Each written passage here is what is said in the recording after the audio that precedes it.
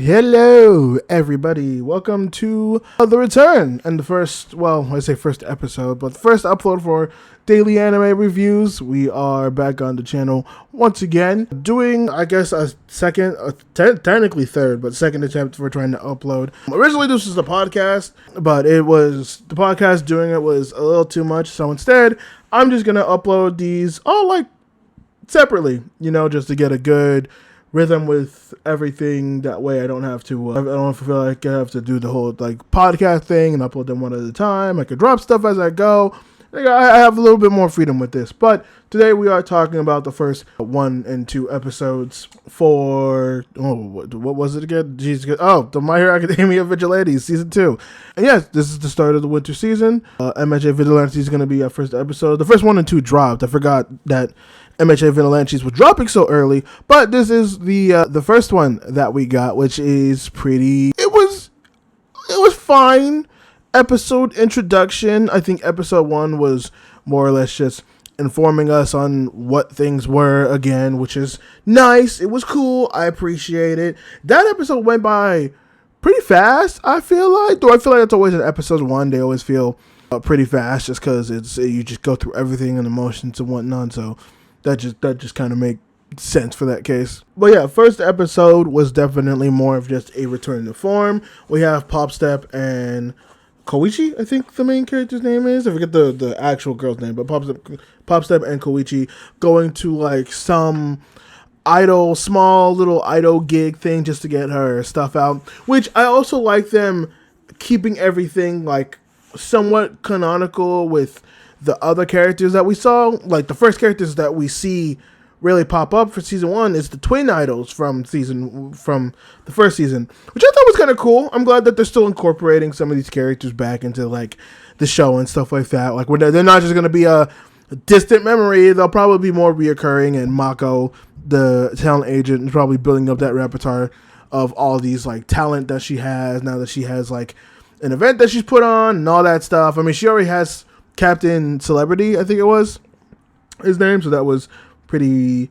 Obviously, she's growing her agency, which will come into play when the second episode comes around. Yeah, episode 1 wasn't really anything too crazy. Popstep and Koichi just go to Osaka for the whole thing. We have the setup. I think in this episode they also run into Fact, who I think is going to be the big, hey, remember this type of hero character? Because it felt like Ingenium was that for season 1, and it seems like he's kind of not done with Ingenium, but it seems like the overall interaction with Ingenium seems like it's going to definitely double down. And Fatgum, yeah, Jesus Christ, Fatgum, and I guess the new character that they have, who's she has a quirk, but is also a policeman, which, can I just say, I forget her name. She's the crab lady.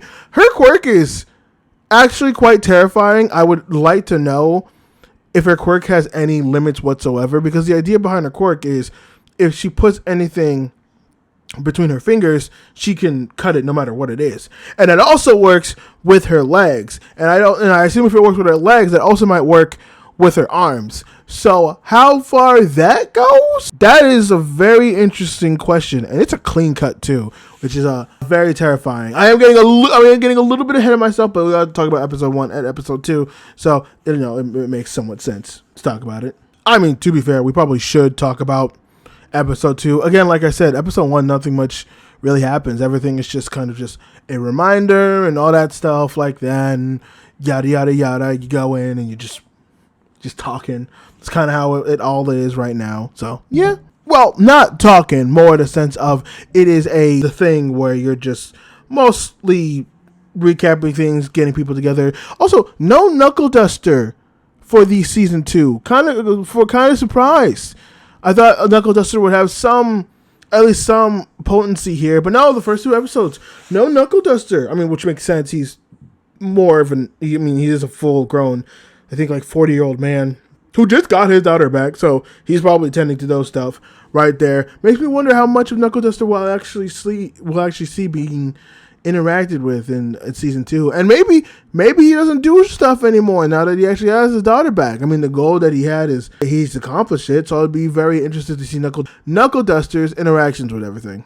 But yes, I do think episode 2 definitely has more of the better talking points. Again, we have the idol who kind of just comes out of nowhere to come in and snip the thing, which again, very powerful. Fat Gum, I've just always loved Fat Gum. I like the way his ability works, and I'm not just saying that because I'm also a big fat man myself, despite my model. Yeah, I am playing into the stereotype. I mean, I'm not surprised. You can go back on this channel and my other channels and see how big I am.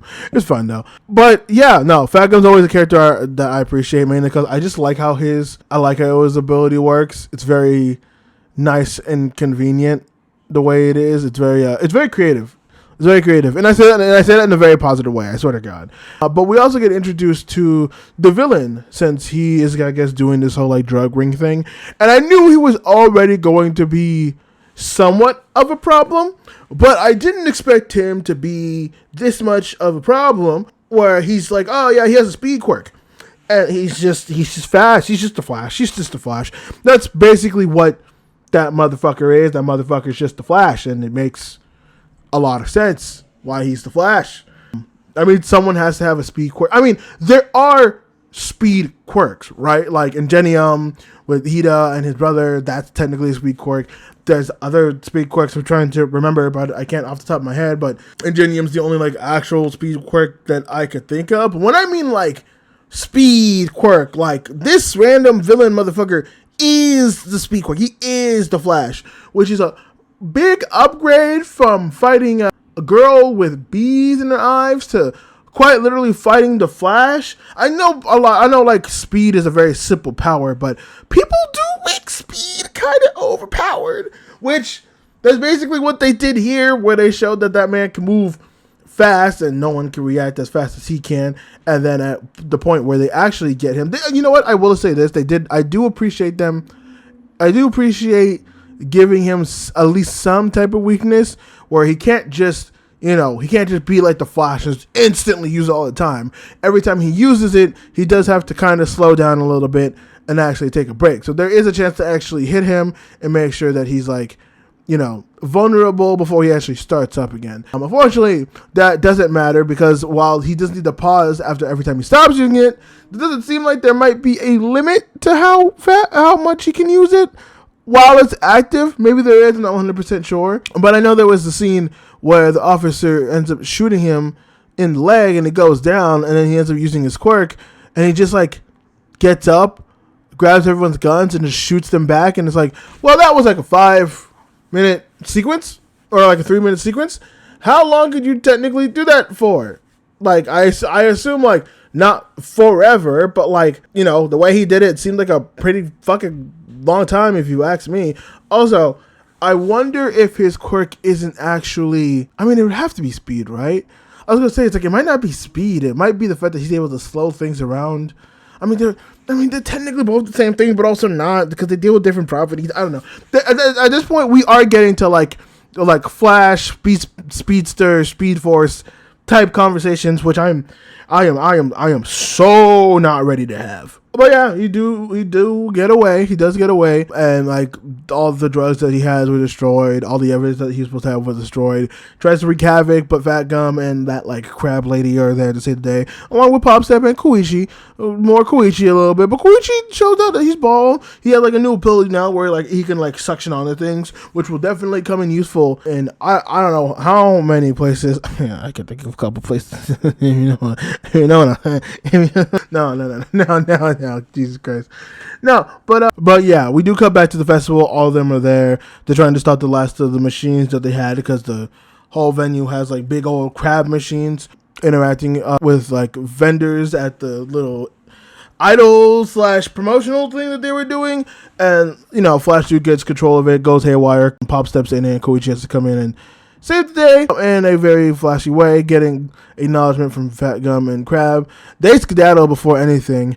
And one thing I will also say as well, my one complaint of season 1, or like I had a couple, but one of my complaints was that like the brother detective, or the detective that they showed, was getting like no fucking time whatsoever in season 1.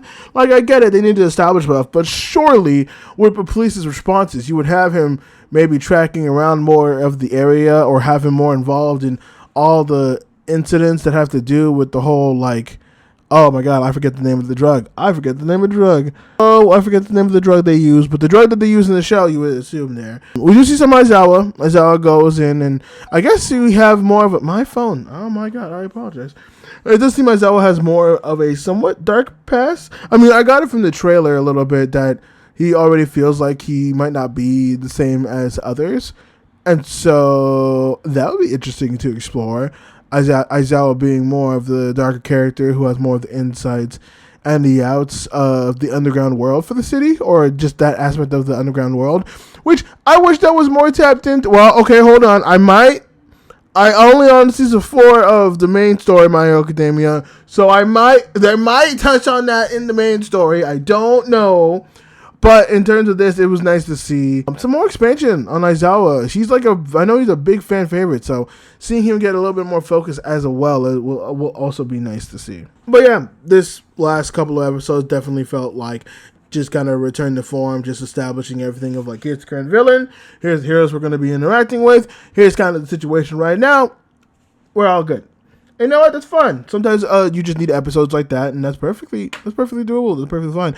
I like it a lot, actually. I find it quite pleasant, if you ask me. I do wish I had, I feel like a bit more of excitement when it comes to the start of it. I mean, the second episode was pretty good. I feel like I just needed a little bit more of something, a little bit more oomph, a little bit more of that intensity, given the fact that we're getting more of the bigger villains, and it's season 2. Oh, I will also say that it seems like the show actually took like a weird animation upgrade. It seems like they're using CGI a lot more cleanly now than they were before. I mean, before I don't even think they were using any form of CGI, but now it seems like they're actually like intermingling it a lot more, which I took notice of, and it was quite pleasant to see. And of course, with me doing this whole thing now with the video, I'm gonna maybe grade them. I'll see if I keep consistent with that. I'm not 100% sure, but I think episode 1 for Vigilantes season 2, I would probably give like a solid C, and then episode 2, I'd probably give more of like a B-. Like, these were good episodes, could have been better, but definitely passable.